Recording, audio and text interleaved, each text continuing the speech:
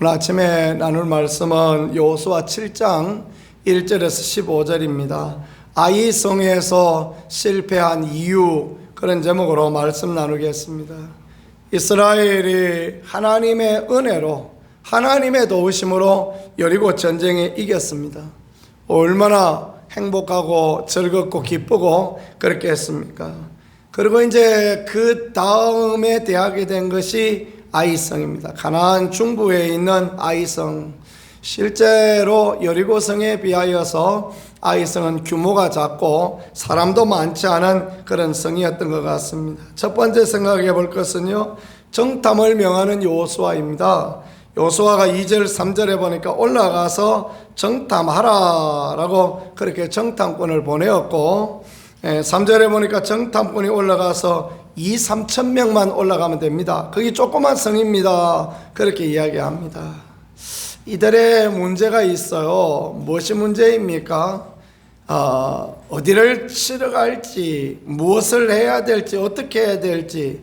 이 가나안 정복 전쟁은 성전입니다. 거룩한 전쟁이란 말입니다. 그러면 하나님께 물어봐야 돼요. 하나님, 어떻게 해야 됩니까? 어디를 가야 됩니까? 물어봐야 되는데, 자기들이 생각해 보니까 아이성이 전략적인 요충지입니다. 가나안 중부에 있는 성이니까 남쪽으로 내려가도 북쪽으로 가도 이 성을 치지 않으면 안 되는 그런 상황이었던 거죠. 흥미에서 공격을 당할 수 있는 그런 상황이라, 그래서 정탐꾼을 보내고, 정탐꾼들은 여리고의 성리에 도취되어서 2-3천 명만 가면 된다. 2-3천 명만 가서 될 일이 아닙니다. 왜 아닙니까? 그때는 여리고 전쟁은 하나님이 함께 하셨으니까, 하나님이 해주셨으니까 뭐 조금만 있어도 되는지 모르지만, 지금 그들이 이렇게 판단하는 것은 어리석은 인간적인 판단이었다라는 것입니다. 아이성의 실패의 이유는 결국 그들이 인간적인 판단을 하고 자기 계산기 들고 가서 계산기 두드리고 있으니까 이게 안 된다라는 거예요. 우리 믿음의 삶도 마찬가지입니다. 우리가 계산하고 생각하고 하기보다 은혜를 구하고 하나님의 도우심을 구하고 하나님의 말씀을 따라가는 것이 참으로 필요합니다. 그래서 4절 5절에 보니까 아이성에서 실패를 보여줍니다. 3,000명이 올라갔습니다. 2-3,000명 이야기하니까 그래, 미니멈 2,000명, 맥시멈 3,000명, 그러니까 3,000명 가라. 갔는데 그 아이 사람들 앞에 패배합니다. 가보니까 아이 사람들이 만만하지가 않습니다. 가나안 전체가 마찬가지입니다. 어떻게 보면 여리고성은 더 만만치 않았을 텐데 하나님이 은혜 주시니까 그들이 이겼는데 그걸 모르는 것입니다. 아이 사람들에게 36명이 죽임을 당하고 그들은 쫓겨나서 마음이 물같이 녹아졌다라고 그렇게 5절에 말씀하고 있습니다. 우리가 세상 가운데에서 세상과 전쟁하고 나아가고 세상 가운데서 영적 전쟁할 때 우리 생각, 우리 뜻을 가져가서 이길 수 있는가? 아닙니다. 전혀 그렇지 못합니다. 하나님의 뜻과 하나님의 함께 하신 것, 하나님의 도우심이 필요합니다. 여호수아는 어떻게 합니까? 6절에서 9절을 보니까 옷을 찢었다 그랬습니다. 회개했다라는 거죠. 하나님의 궤 앞에 티끌을 뒤집어 쓰고 저물도록 그렇게 하나님의 말씀이 있을 때까지 그렇게 있습니다. 그리고 하나님 앞에 탄식하고 부르짖고 주님 어떻게 해야 됩니까? 하고 주의 뜻을 구하는 진정한 믿음의 자리, 하나님 앞에 아름다운 그 자리로 나아갔던 것을 7절과 9절에 보여주고 있습니다. 그러니까 하나님께서 네 번째 생각할 게 하나님의 지시하심입니다. 하나님께서 10절에서 12절에 보니까 그들의 문제가 무엇이다 라는 것을 가르쳐주고 계시는데, 그들의 문제는 범죄이다, 그들의 문제는 죄 때문에 이런 문제가 생겼다라는 것을 말씀하십니다.